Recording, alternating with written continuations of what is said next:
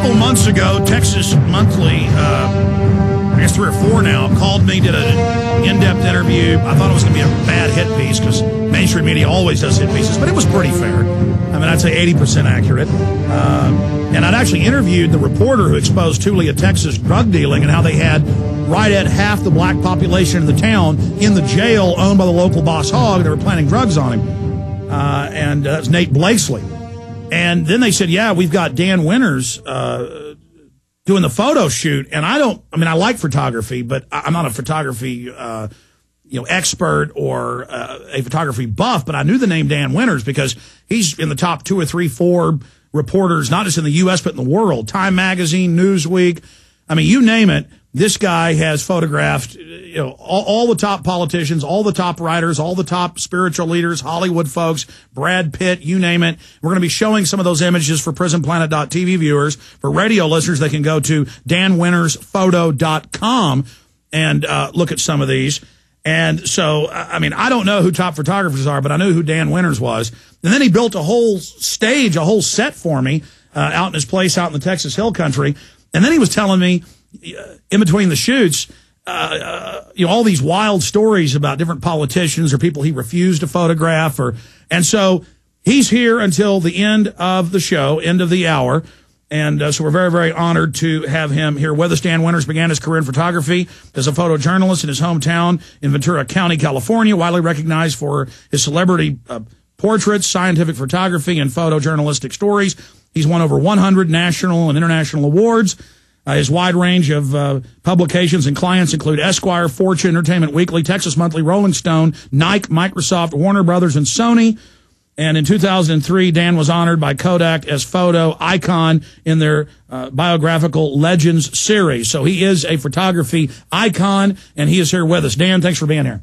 Good to see you, Alex. Good to see you. You bet. Last time it was under totally different circumstances, but I'm at the receiving end of the sharp stick now, rather than you. So it's good to be here. Well, I tell you, you did an amazing job. I mean, yeah, I was pretty thrilled. These are some incredible photos. In fact, we'll put some of the photos he took of me up there, and then some of the others. You're here. I appreciate you coming in. I mean, you're on the big conspiracy theorist show. Yeah, that's good. That's good. The thing about you and the thing about what you do and what you guys do, I think, is that, it's more than a full-time job to keep track of all this stuff. And so, the normal Joe goes to work, he comes home from work, he kicks back, he has his beer, he watches Fox News. He doesn't have time to pay attention to this stuff. And so I've always admired people, regardless of where their position was, that kind of really pay attention to this stuff. And, I've dabbled in it, and I think almost one of the most sort of insulting or at least kind of patronizing sort of responses that people give me whenever I talk about these issues is, instantly you're like demoted to, oh, you're a conspiracy theorist, rather than having like an open-minded conversation about something that you've looked into. It's like, I looked into, Flight 93, for example. I became curious. I'm interested in aerospace. I heard some of the reports. Well, they were making cell phone calls and this and that. And I'm like, well, the infrastructure for a cell phone call from 30,000 feet isn't in place. And it's, I have no idea what happened. It's neither here nor there, but I question it from like a scientific standpoint. Like, well, how did that happen? So I start researching that, and I start researching like capabilities in the Eastern Corridor, altitudes that cell phone signals will reach, et cetera, and it like doesn't make sense, and then there's all these cell phone or communications experts and technicians and, electronics technicians that you can find online that are saying like, hey, it's neither here nor there, but I can tell you right now that no one made a cell phone call from 30,000. And it came out last year in FBI documents that the Solicitor General had never got a call from his wife and didn't talk to her. FBI admitted that. It came out 2 weeks ago.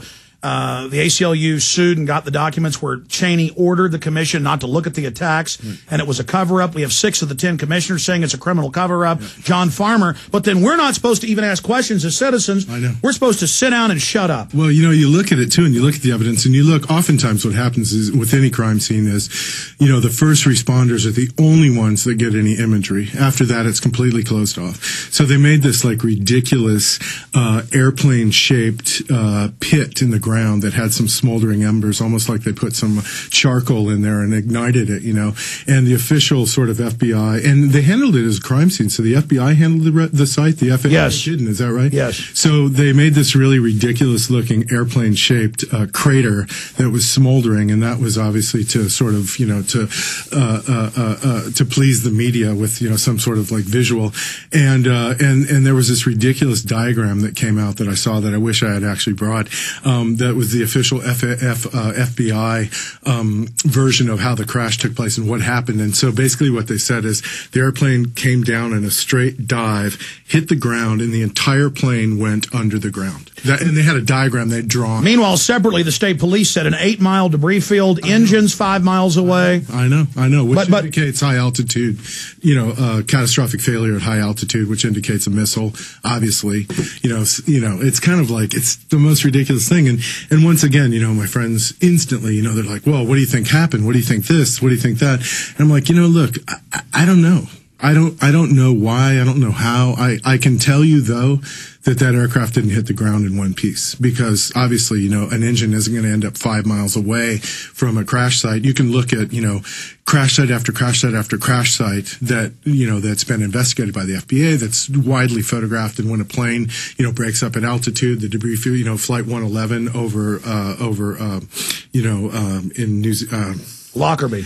No, that was 111 was the one in Nova Scotia. Nova Scotia. Yeah, that was the... Well, we know debris fields, even when they crash into mountains or fields, they're normally hundreds and hundreds of yards long. Absolutely. Contained, reasonably contained, right? But at altitude, the Lockerbie one, how big was the debris field there? Massive. Yes. High altitude, burst, etc. So, it's one of those things where it's so insulting. If you do, if you have an open mind, you have an understanding of some of these things, which, I'm interested in these things, and you do 2 hours of research with existing imagery, it's ludicrous that you would try to be sold that line. Then you've got Building 7. Well, Building 7, I know you're an expert on. I don't know as much about it, but I have researched the Pentagon one quite a bit. And that's another one that's absolutely ludicrous. There's no engine holes, and there's a 16-foot hole. Yeah, there's a 16-foot hole, no engine holes. And if the structural integrity of an aircraft, once it's compromised, those things are made out of thin aluminum. They, once it's compromised, those things will, they'll crush so easily, right? But the engines are these masses, right, of titanium. They're heavy, heavy, heavy. They're not going to break up. It's like if you see any imagery of car bombs in the Middle East, for example, you have the entire car completely disintegrated, right? But there's always an engine block sitting there. That thing does not break up. It's the one piece that stays intact. So, when you see, even on the debris field in Flight 93, right? The debris field's 8 miles wide. There's an engine 5 miles away. The photographs of the engine is intact. It's an engine. So when the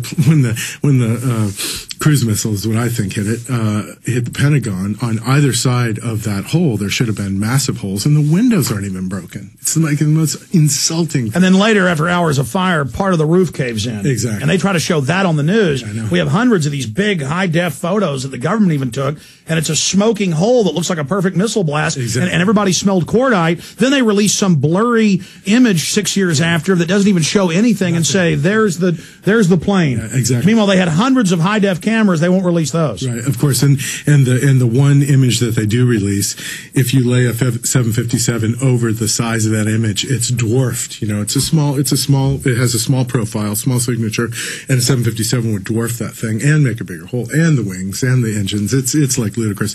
And the fact that it, happened to hit the, mainly unoccupied section of the Pentagon, right? It was under construction. Why do they think we're so dumb? I don't know. And, the other thing, too, is I know a lot of pilots. I've flown quite a bit in my life. The idea that, setting up an approach to hit a runway starts 20 or 30 or 50 miles away from the runway. Because you get into your approach, you set it up, and you go into like a controlled descent, and basically you fly the aircraft right to the ground, right? So the idea that these guys, and, it's precision. It's precision to hit a runway. It's precision to hit the end of a runway. And so what you do is you take these guys that supposedly took some classes on how to steer an aircraft, and you're trying to sell me the idea that they were able to hit the Pentagon precisely, put it into a controlled descent, get into ground effect, and hit it 12 feet above the ground, perfect, perfect. Like hundreds of top pilots said they couldn't do that on their best day. I know. They couldn't even do it. They couldn't be that precise with it because, getting into ground effect where you're riding on that air cushion and riding it right into that. Even when they've had 50, 60 miles to get ready, you come in and only the best pilots can set them down smooth. Exactly. But still, they have to time it just right. Exactly. And that's why runway's 9,000 feet. And the plane comes in like this. It doesn't come in near them perfectly. It's ridiculous. So tell me about Building 7, because you know more about that. No, Dan, we've got you here. That's why I knew you'd be perfect for radio, because you and I were just, really hit it off and we're talking. You said you had a lot of friends that were listeners.